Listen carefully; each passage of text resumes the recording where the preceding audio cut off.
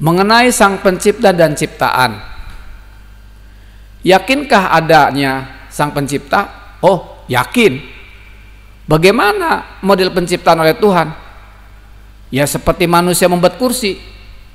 Kalau begitu, antara pencipta dan yang diciptakan terpisah dan bisa dibedakan. Selanjutnya bisa diumpamakan, bisa dibandingkan. Perihal ini bertentangan dengan keterangan laisa kamitsli syai'un. Artinya tidak ada bagai sepertinya sesuatu apapun. Ada lagi keterangan wa nahnu aqrabu ilaihi min hablil warid. Aku lebih dekat dari urat leher. Begitu terjemahnya. Urat leher dengan lehernya jelas berbeda.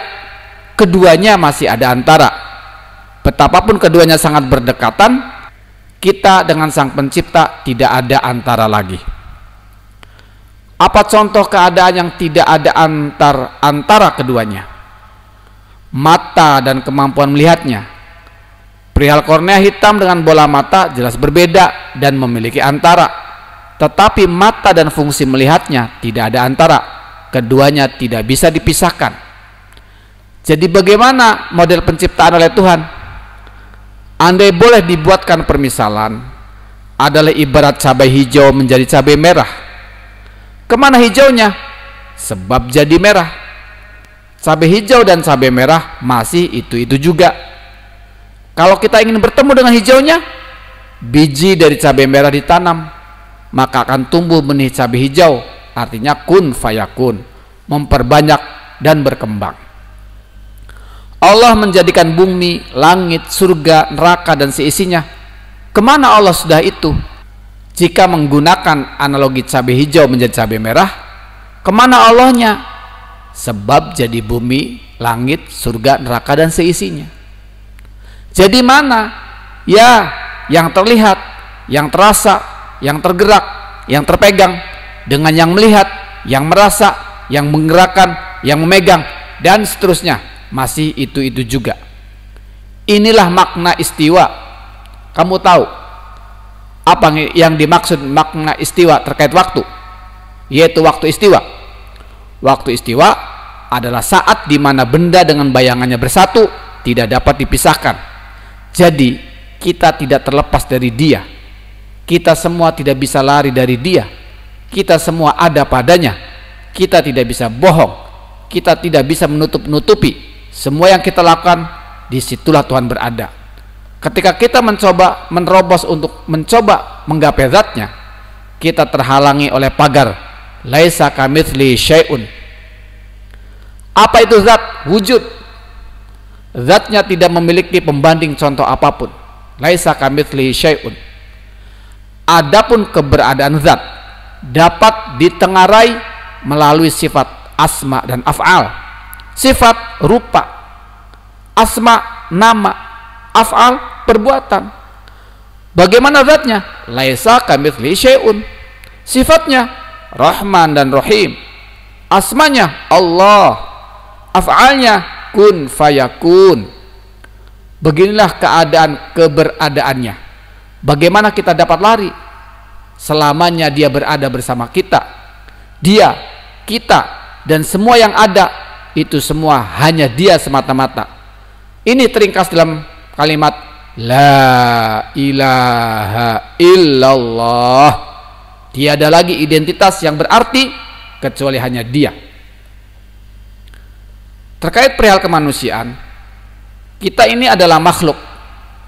Makhluk apa kita ini? Manusia. Manusia itu diberi gelar apa? Makhluk mulia. Kenapa mulia?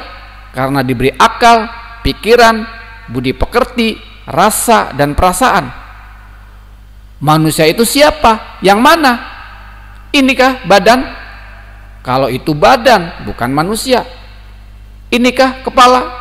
Nah, itu kepala, bukan manusia. Jadi mana manusia? Manusia itu gaib.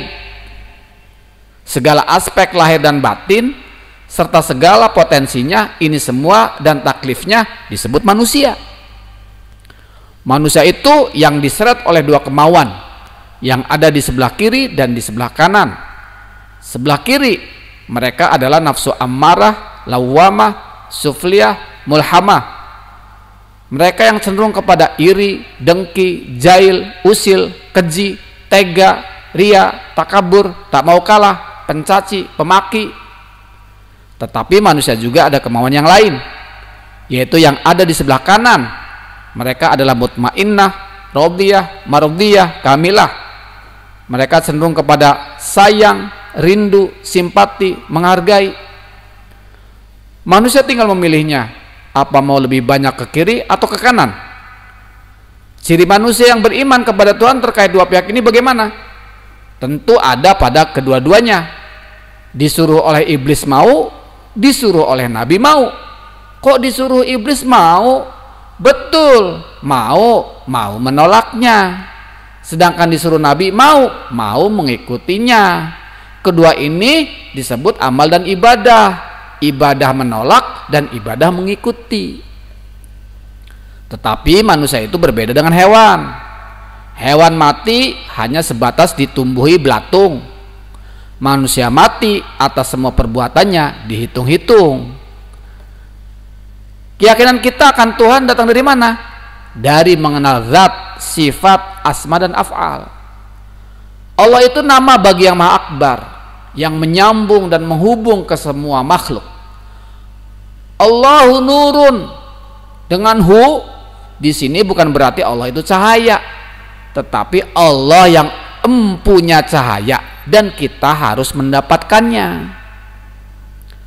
Alhamdulillahi, dengan hi di sini bukan berarti sebatas makna puji milik Allah, tetapi perbuatan kita harus meneguhkan keterpujian sesuai dengan kehendak Allah. Inna lillahi wa inna ilaihi raji'un. Dengan hi di sini berarti perbuatan kita harus mencerminkan bahwa kita memang milik Allah yang kembali kepada Allah. Kalau ha, innallaha ghafurur rahim. Dengan ha di sini berarti menunjuk kepada Rabbuna, menunjuk kepada zat Rabbuna yang bersifat ghafur, rahim.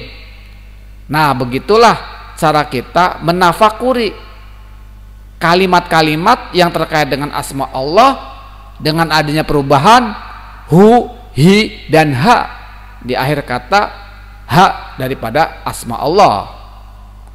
Ketika innallaha ghafurun, innallaha rahman. Ghafur itu Allah, Rahman itu Allah, tetapi Allah itu bukan ghafur, bukan Rahman. Kalau Allah itu Rahman, berarti boleh dong berucap Ar-Rahmanu Akbar ketika kita bertakbir dalam sholat. Pening. Agama ini bukan untuk orang yang pening. Agama ini untuk orang yang berpikir. Dengarkan baik-baik agar menjadi paham. Kalau telinga itu apa?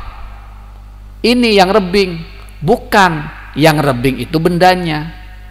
Ini alat untuk mendengar, bukan alat untuk mendengar adalah bendanya. Apa nama yang rebing? Apa nama alat untuk mendengar? Telinga namanya. Jadi apakah itu telinga? Telinga itu nama untuk yang rebing, nama untuk alat mendengar. Sedangkan kamu, apa nama kamu? Ahmad.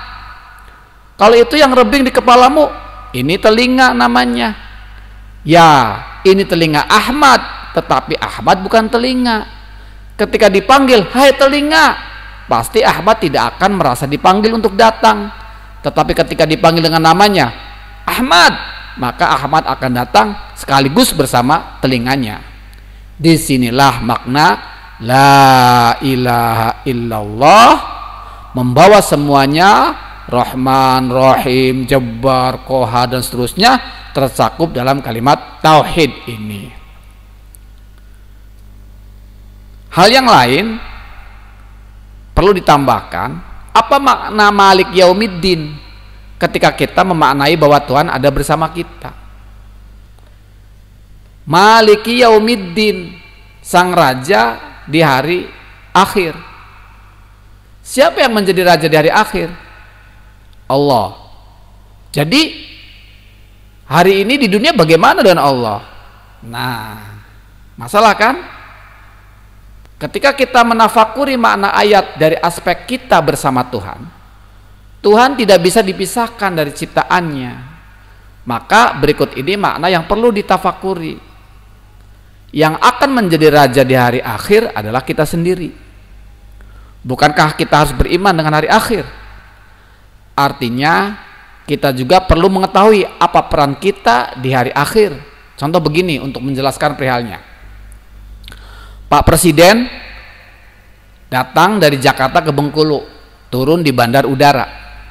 Tukang taksi, tukang ojek, tidak ada yang menawari jasa angkutan kepada Pak Presiden di sana.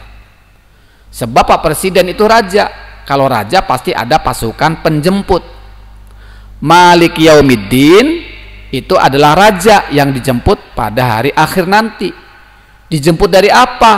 Dari Ar-Rahmanu Ar-Rahimu, yang pengasih, yang penyayang. Jika kita berkarakter pengasih, penyayang, maka kita akan dijemput seperti raja.